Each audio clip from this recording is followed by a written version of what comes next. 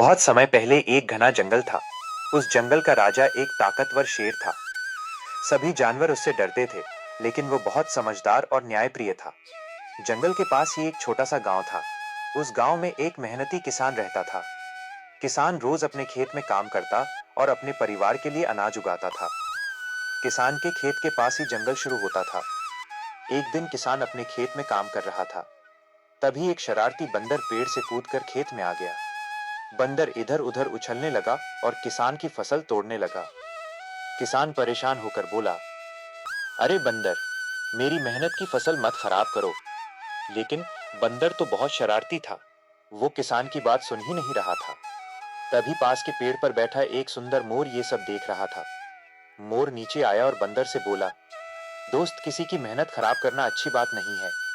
लेकिन बंदर हंसने लगा और बोला, मुझे तो मजा आ रहा है। उसी समय अचानक जंगल से जोरदार दहाड़ सुनाई दी। गर्र। वो दहाड़ जंगल के राजा शेर की थी। शेर धीरे धीरे खेत की तरफ आया। उसे देखकर बंदर और मोर दोनों डर गए। शेर ने गुस्से में बंदर से पूछा, तुम किसान की फसल क्यों खराब कर रहे हो? बंदर डरते हुए बोला, मुझे माफ कर दो महाराज, मैं बस खेल रहा था। शेर ने गंभीर आवाज में कहा, किसी की मेहनत का मजाक उड़ाना गलत है। फिर शेर किसान की तरफ मुड़ा और बोला, डरो मत किसान, जंगल के जानवर तुम्हें नुकसान नहीं पहुंचाएंगे। किसान ने हाथ जोड़कर कहा, धन्यवाद महाराज। मोर ने बंदर से कहा, देखा, गलत काम करने से हमेशा परेशानी होती है। बंदर को अपनी गलती समझ आ गई। वो किसान के पास आया और बोला, मुझे माफ कर दो, अब मैं तुम्हारी फसल की रक्षा करूंगा। किसान मुस्कुराया और बोला, अगर तुम सच में मदद करोगे तो मुझे खुशी होगी। उस दिन के बाद बंदर रोज खेत के पास बैठकर पक्षियों और जानवरों को फसल से दूर रखने लगा।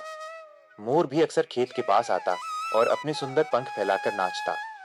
शेर दूर से सब देखता और खुश होता कि जंगल और गांव में शांति है।